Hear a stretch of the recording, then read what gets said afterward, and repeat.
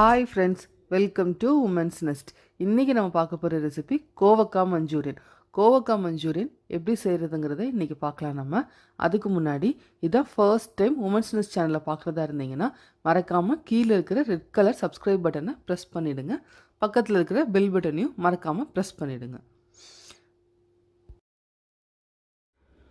கோவக்காய் மஞ்சூரியன் செய்கிறதுக்கு இன்றைக்கி 100 கிராம் கோவக்காவை இந்த மாதிரி ஸ்லைஸ் பண்ணி எடுத்து வச்சுருக்கிறேன். 1 ஸ்பூன் மிளகு, ஜீரகம், சோம்பு, கொஞ்சமாக இஞ்சி, பூண்டு, 3லிருந்து 4 ஸ்பூன் பொட்டுக்கடலை எடுத்திருக்கேன். எல்லாம் சேர்த்து நல்லா மிக்சியில் கிரைண்ட் பண்ணிக்கலாம். நீங்கள் கிரைண்ட் பண்ணும்போது தேவையான அளவு உப்பு சேர்த்து கிரைண்ட் பண்ணிக்கோங்க. எல்லாத்தையும் சேர்த்து நல்லா கிரைண்ட் பண்ணி எடுத்து வச்சுருக்கிறேன். இப்போது 2 ஸ்பூன் கார்ன்ஃப்ளவர் மாவு, 2 ஸ்பூன் அரிசி மாவு சேர்த்து நல்லா மிக்ஸ் பண்ணிக்கோங்க. நல்லா ட்ரை ஆகிற வரைக்கும் நல்லா மிக்ஸ் பண்ணிக்கோங்க. சப்போஸ் இன்னும் தண்ணியாக இருந்ததுன்னா நீங்கள் பொட்டுக்கடலை மாவை எக்ஸ்ட்ரா கூட சேர்த்துக்கலாம். எனக்கு இன்றைக்கி கரெக்டாக அளவு தெரியுன்றனால நான் பொட்டுக்கடலையை ஃபஸ்ட்டே கிரைண்ட் பண்ணி எடுத்து வச்சுக்கிட்டேன். உங்களுக்கு அளவு தெரியலன்னா பொட்டுக்கடலையை மட்டும் தனியாக கிரைண்ட் பண்ணி இப்போ கார்ன்ஃப்ளவர் மாவு, அரிசி மாவு கூட பொட்டுக்கடலை எவ்வளோ தேவையோ அந்த அளவுக்கு சேர்த்து இந்த மாதிரி ட்ரையாக ஆற வரைக்கும் நல்லா மாவை பிசைஞ்சிக்கோங்க. நல்லா இந்த மாதிரி உருண்டை பிடிக்கிறதுக்கு வரணும். அப்படி இல்லைன்னா நம்ம எண்ணெயில் போட்டு ஃப்ரை பண்ணும்போது தனித்தனியாக உதிரியாக போயிடும்.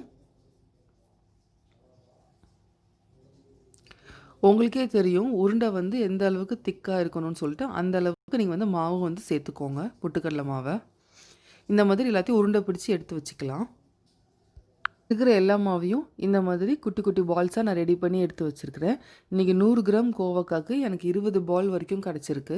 இது எல்லாத்தையும் நம்ம எண்ணெயில் ஃப்ரை பண்ணி இப்போ எடுத்துடலாம்.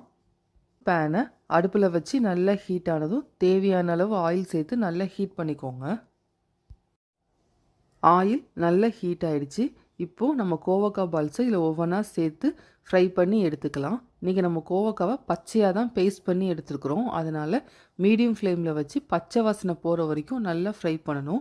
ஹை ஃப்ளேமில் வச்சிங்கன்னா சீக்கிரமாகவே மேலே பிளாக் கலரில் வந்துடும். உள்ளே வேகவே வேகாது, பச்சை ஸ்மெல்லும் போகாது. 7 நிமிஷம் ஆயிடுச்சு. இப்போ நம்ம கோவக்காய் பால்ஸ் நல்லா ஃப்ரை ஆகிடுச்சு. நம்ம இது ஒரு பிளேட்டில் இப்போ ட்ரான்ஸ்ஃபர் பண்ணிக்கலாம். மீதி இருக்கிற கோவக்காய் பால்ஸை இந்த மாதிரி எண்ணெயில் திரும்ப போட்டு ஃப்ரை பண்ணி எடுத்துக்கோங்க. இப்போது நம்ம மஞ்சூரியன் ரெடி பண்ணிடலாம். அதுக்கு ஒரு பேனை அடுப்பில் வச்சு நல்லா ஹீட் ஆனதும் 3 ஸ்பூன் ஆயில் சேர்த்துக்கோங்க.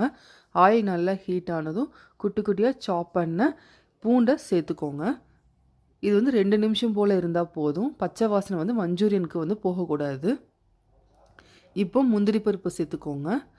முந்திரி பருப்பு லைட்டாக ஃப்ரை ஆனால் போதும். நான் இன்றைக்கி பச்சை மிளகா சேர்த்துருக்குறேன். நீங்கள் கேப்சிகம் இருந்தாலும் வேறு சேர்த்துக்கோங்க. பச்சை மிளகா லைட்டாக வதங்கினதும் வெங்காயத்தை சேர்த்துக்கோங்க. இன்றைக்கி நான் பெரிய சைஸ் வெங்காயம் 2 இந்த மாதிரி ஃபைனாக சாப் பண்ணி சேர்த்துருக்குறேன். வெங்காயத்துக்கு தேவையான அளவு உப்பு மட்டும் சேர்த்து நல்லா வதக்கிக்கோங்க. ஏன்னா சாஸில் ஆல்ரெடி உப்பு ஜாஸ்தி இருக்கும். இதுவும் லைட்டாக ப்ரௌன் கலரில் வர வரைக்கும் வதங்கினா போதும். நீங்கள் இப்போ கேப்சிகம் எது வேணாலும் ஆட் பண்ணிக்கலாம் கூட.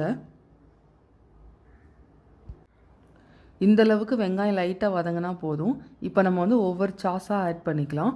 ஃபஸ்ட்டு டொமேட்டோ சாஸ் சேர்த்துக்கலாம். 2லேருந்து 3 ஸ்பூன் சேர்த்துக்கோங்க. சில்லி சாஸ் நான் 2 ஸ்பூன் சேர்த்துருக்குறேன். சோயா சாஸ் ஒரு 3 ஸ்பூன் வரைக்கும் சேர்த்துக்கோங்க. அப்போ தான் நமக்கு அந்த புளிப்பு டேஸ்ட் நல்லா வரும். இப்போது தேவையான அளவு தண்ணி சேர்த்து கொஞ்சம் கொதிக்க விட்டுக்கலாம். 1 நிமிஷம் போல் தான் நான் கொதிக்க விட்டுருக்கிறேன். ரொம்ப நேரம் கொதிக்க விடலை. இப்போ நம்ம கார்ன்ஃப்ளவர் மாவை இந்த மாதிரி தண்ணியாக கரைச்சி சேர்த்துக்கலாம். எதுக்காகனா நம்மளுக்கு இந்த சாஸோட பேஸ்ட் திக்னஸ் கொடுக்கறதுக்காக. கார்ன்ஃப்ளவர் மாவு சேர்த்து 2லேருந்து 3 செகண்ட் இருந்தால் போதும். நல்ல திக்னஸ் ஆயிரும். இப்போது நம்ம ரெடி பண்ணி வச்ச கோவக்காய் பால்ஸை இதில் ஒவ்வொன்றா சேர்த்துக்கலாம். சேர்த்து நல்லா மிக்ஸ் பண்ணிக்கோங்க. இது ஒரு 3லேருந்து 4 நிமிஷம் நல்லா கொதிக்கட்டும். அது வரைக்கும் ஒரு லிட்டை போட்டு க்ளோஸ் பண்ணிக்கலாம். இப்போது நம்ம லிட்டை ஓப்பன் பண்ணி பார்க்கலாம். இதில் முக்கியமான ஒரு விஷயம் என்னென்னா ஹை ஃப்ளேமில் வைக்கக்கூடாது. எல்லாமே மீடியம் ஃப்ளேமில் வச்சுக்கோங்க, இல்லை லோ ஃப்ளேமில் வச்சுக்கோங்க. நம்மளோட கோவக்காய் மஞ்சூரியன் இப்போ சூப்பராக ரெடி ஆயிடுச்சு. நம்மளோட கோவக்காய் மஞ்சூரியன் இப்போ சூப்பராக ரெடி ஆயிடுச்சு. ரெஸ்டாரண்ட் ஸ்டைலில் ஒரு கோவக்காவை வச்சு மஞ்சூரியன் ரொம்ப ஈஸியாக செஞ்சிடலாம். நீங்களும் ட்ரை பண்ணி பாருங்கள்.